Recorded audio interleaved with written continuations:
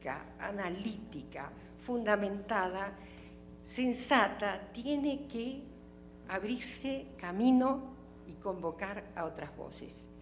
Uno tiene que tomar un compromiso con su tiempo. Por ejemplo, parece tan lejano que a mí me interesa el sistema electoral, escriba libros con un alemán, el Dieter Nollen. Sin embargo, el sistema electoral tiene mucho que ver con las desgracias políticas en Argentina.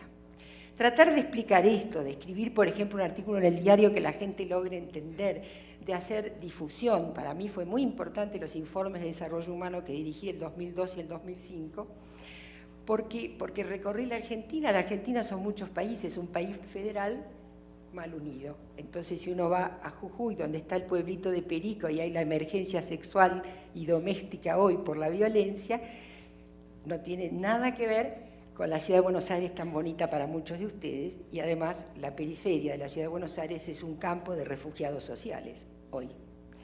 De modo que es esta furia que me provoca dilapidar los recursos que la Argentina supo tener y que la Providencia efectivamente le brindó, y la idea de que podemos estar ante otra oportunidad perdida, lo que me hace mantener un cierto espíritu guerrero. Yo creo que las palabras sirven para combatir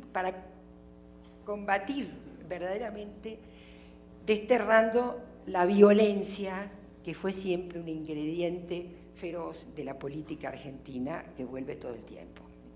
Yo recupero de lo que has dicho la palabra furia y la palabra crítica, porque creo que en México hace falta vivir en la indignación permanente. La indignación permanente ante el país que somos y la distancia del que podríamos ser. Y con frecuencia escucho esto de, bueno, incluso el propio presidente lo ha dicho, ¿no? Hay que hablar bien de México. Y yo quisiera conminarlas a hacer exactamente lo contrario, porque me parece que es precisamente el silencio, la resignación, la complicidad, el acomodamiento de tantos durante tanto tiempo, lo que explica por qué un país tan majestuoso como el nuestro ha sido tan mal gobernado.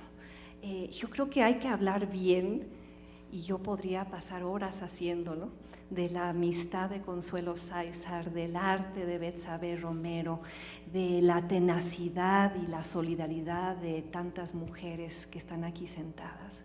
Hablar bien de lo bueno del país, de sus árboles frondosos y sus ríos transparentes, pero hablar mal de las instituciones torcidas y corrompidas, hablar mal de quienes se han embolsado a México. Hay una frase de Bertolt Brecht que me encanta. Se pregunta, ¿habrá canto en los tiempos oscuros? Habrá el canto de los tiempos oscuros. Habrá la voz de quienes aspiren al país mejor y por ello vivan en la crítica permanente. Yo creo que el oficio de ser buen politólogo y bueno, el oficio de ser buen ciudadano parte de llamar a las cosas por su nombre, llamar a los monopolistas, monopolistas, llamarle a los corruptos, corruptos, llamarle a los abusivos, abusivos, mirar a México con la honestidad que se merece. Escribía Octavio Paz que México es un país en el que con demasiada frecuencia se da el amor a la forma, esta hipocresía social que lleva a que no podamos mirarnos de frente y no podamos exigir el gobierno que nos merecemos. Y eso solo va a ocurrir, no gracias a una concesión por parte de nuestra clase política o de nuestros partidos. Decía Barack Obama en su campaña presidencial que el poder nunca concede sin una batalla desde abajo, y esa batalla la van a tener que dar ustedes, criticando, proponiendo, sacudiendo, alzando la vara de medición, convirtiéndose en autoras de un lenguaje que le dice la verdad al poder, porque pocas cosas peores, lo decía creo que Martin Luther King, que el apabullante silencio de la gente buena. y creo que la obligación intelectual mayor que tenemos como politólogas, como analistas, como ciudadanas, es rendirle tributo a tu país a través de la crítica. Liliana, cuéntanos un momento, una anécdota definitoria de tu trayectoria como politóloga, como socióloga, como alguien que está en los medios, que forma parte del debate público e intelectual de tu país. Claro, esto está vinculado a mi regreso desde México a Argentina, que coincide con la democracia y con las ilusiones de entonces, y también la visión un poco ingenua de que con la democracia y el Estado de Derecho, que por suerte recuperamos, iba a llegar todo lo demás, que no llegó en los años 80, que además eran años de la crisis de la deuda, muy duros para pensar en una Argentina que siempre tuvo la nostalgia de los años dorados. Mi infancia transcurrió en la década del 50 y yo siempre digo que mi abuela compraba filete para darnos el jugo y tirar el resto. La verdad que esa Argentina sigue siendo la nostalgia melancólica de muchos, pero no ha vuelto y difícilmente podría volver en el mundo de hoy. Entonces, son pequeñas acumulaciones de cosas, porque la verdad es que tanto en Santiago de Chile como en México, la vocación por la vida pública siempre estuvo presente, con este país desgraciado que no te permitía volver, hasta que todos corrimos los que quisimos volver a buscar un espacio, y tanto en la función pública, en la formación de administradores gubernamentales, con la consigna de la reforma de la administración pública, porque había que recrear el Estado argentino, que era como un rompecabezas desarmado, que nadie sabía cómo volver a encajar las piezas, y el contacto con un hombre como Raúl Alfonsín, de ideas generosas, que yo estimo mucho y cuya memoria realmente me parece que los argentinos tienen que seguir honrando siempre. Tengo una anécdota muy interesante con él. Yo estaba en México cuando Raúl Alfonsín salió para Francia, primer viaje al exterior, porque los políticos argentinos, sobre todo los políticos de un gran partido mayoritario como el peronismo, los radicales, hacían una virtud de quedarse en casa, no sea cosa que se contamine uno con las ideas foráneas, que quién sabe qué mal nos habrían de traer. Corolario, salió Alfonsín al exterior, que era un hombre muy inquieto, y vino a mi casa de México. Yo vivía en La Condesa, mi marido era un periodista uruguayo conocido, y vinieron a casa él y un importante también político radical, y yo estaba muy conmovida de conocer a este señor, porque le iba a hacer una entrevista a Daniel Waxman.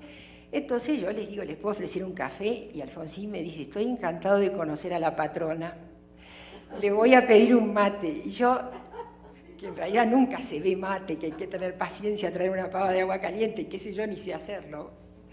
Dije, bueno, en realidad no he conseguido la yerba, pero les puedo hacer un té. Bueno, entonces escuché lo que estaban hablando, y como tentada como soy, de pronto lo interrumpí, le hice una pregunta, y él me miró sorprendido y me contestó, mire señora, el problema de la Argentina es que está llena de, se me borró la palabra, de malandrines y cachafaces. Entonces yo dije, ¿qué políticos argentinos tenemos nosotros? Nuestro futuro está absolutamente oscuro. Con los años comprendí que era muy sensata la observación de Alfonsín. Está llena de malandrines y cachafaces, que es el modo antiguo de decir lo que hoy podríamos decir con otra palabra. Y realmente la posibilidad, lo volví a ver en Francia, que yo estaba en el Instituto de Investigaciones Sociales, pero fui a defender mi tesis, y realmente en el regreso estuve muy cercana, tanto escribiendo, porque la verdad que no hay tradición de diálogo entre los políticos y los intelectuales son escribas, pero el diálogo, a pesar de la ilusión de muchos de ser intelectuales orgánicos, los políticos son muy autónomos en ese aspecto. Entonces eso me marcó mucho, el retorno y la idea de que en democracia finalmente en la Argentina uno podía tener una palabra pública y podía colaborar a una gesta, porque la Argentina hizo el juicio a las juntas, la Argentina recuperó el Estado de Derecho, y si bien no pudo manejar con eficacia ni la economía y hubo un mal diagnóstico porque los militares se fueron nunca más, pero no era solo la responsabilidad de ellos, la economía desastrada que venía de atrás no se arreglaba con el solo retorno de la democracia. Pero fue a partir de ahí el compromiso de que ese mundo que recuperábamos, donde no teníamos ya miedo de salir a la calle ni de hablar, era algo que había que defender. Y mis amigos, muchos de los cuales volvieron desde México, tanto en revistas como en discusiones, como en trabajos, qué reforma constitucional había que hacer, qué sistema electoral, cuáles eran los problemas. Esto era insumo cotidiano de discusión. Eso era politólogo, había ansiedad de saber, tanto en el diseño constitucional, los viejos debates, presidencialismo, parlamentarismo, etc. Y ahí yo quedé verdaderamente muy centrada en que esos eran mis intereses y en eso iba a trabajar. Bueno, yo les voy a contar una anécdota que es definitoria en mi vida profesional. Por razones de trabajo de mi esposo viví fuera de México 5 años en Los Ángeles.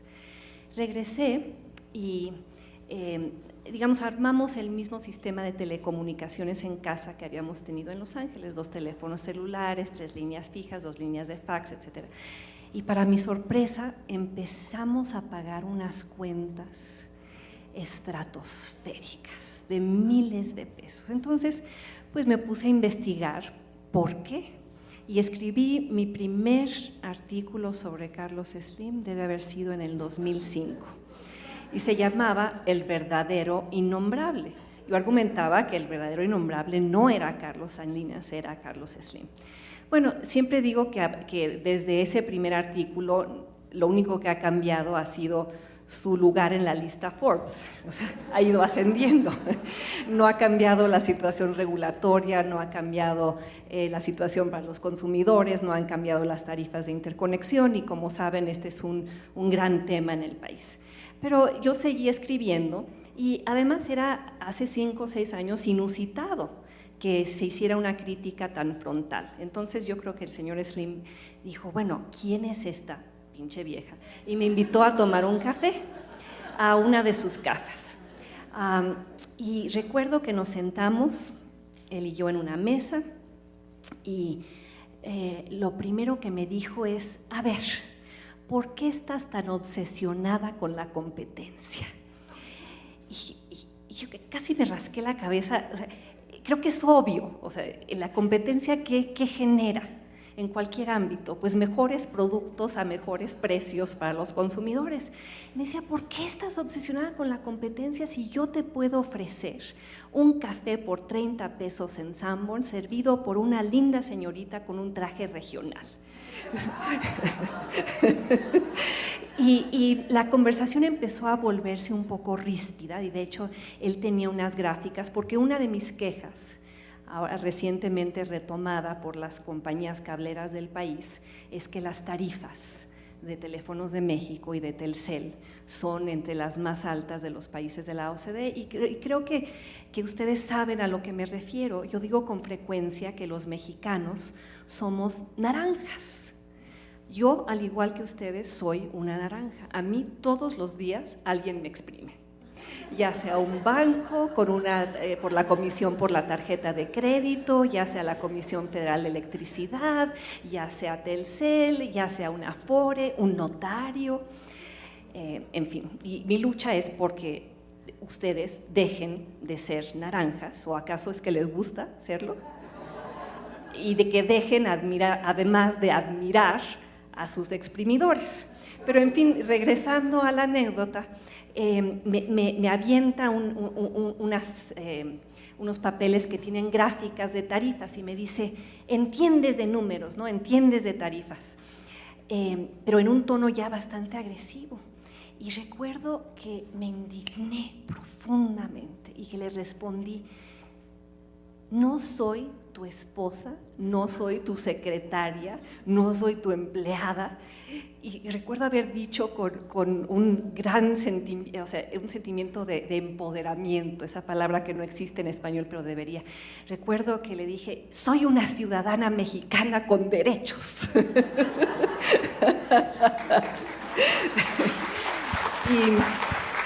y recuerdo que me miró sorprendido, como si nadie en la vida